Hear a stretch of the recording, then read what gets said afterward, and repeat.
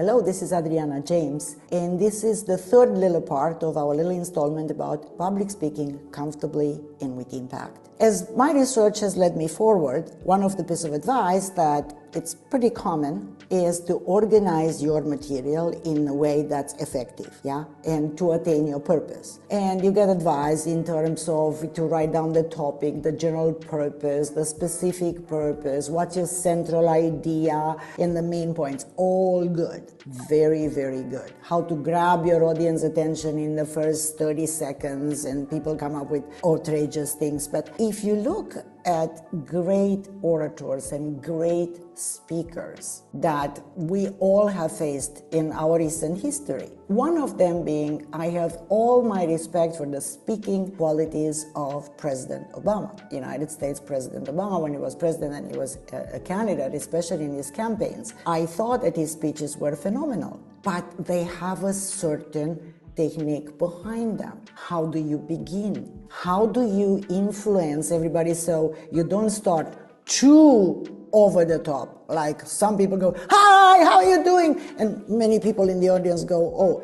And some people start very soft and they are kind of like timid and they ease into it, even if their message is well constructed. So my friends, it's not only about the data, it's not only about the idea, it's not only about, yes, and I'm gonna unpack that a little bit more. So in terms of, let's stay with organizing your material, because that's where we started from. Not all people, even if in your head is very, very clearly organized, not everybody thinks like you. I got news, not everybody thinks like you, I'm sorry.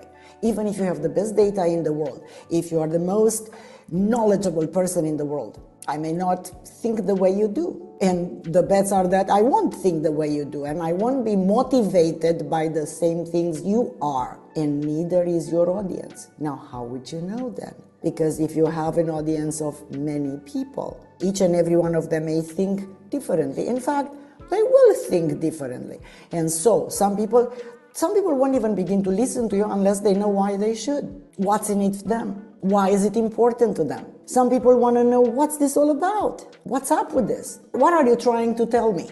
They'll think, they'll say. Some people will, well, okay, good, this is nice and good. Oh, you gave me all the theory, all the facts, or how do we do it? How do we get on? Let's get onto it. Let's do it. How do we do it? Right?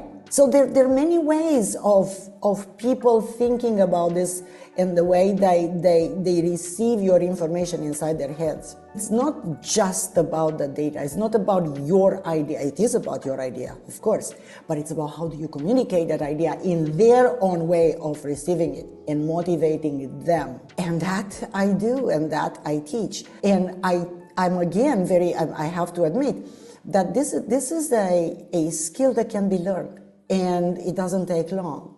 It's a matter of a week to 10 days, and that's all it takes to be installed. It's a series of skills, especially nowadays, my friends. Public speaking is extremely important, whether you admit to it or not, whether you are conscious of it or not, whether you are aware of it or not. We talk to each other. How we talk to each other, it's all that matters. It's a world of innovation. It's a world of communicating ideas. It's a world of creativity. You may have the best idea in the world. If you don't know how to communicate it properly, it ain't gonna happen. So, if you're interested in knowing more, contact me.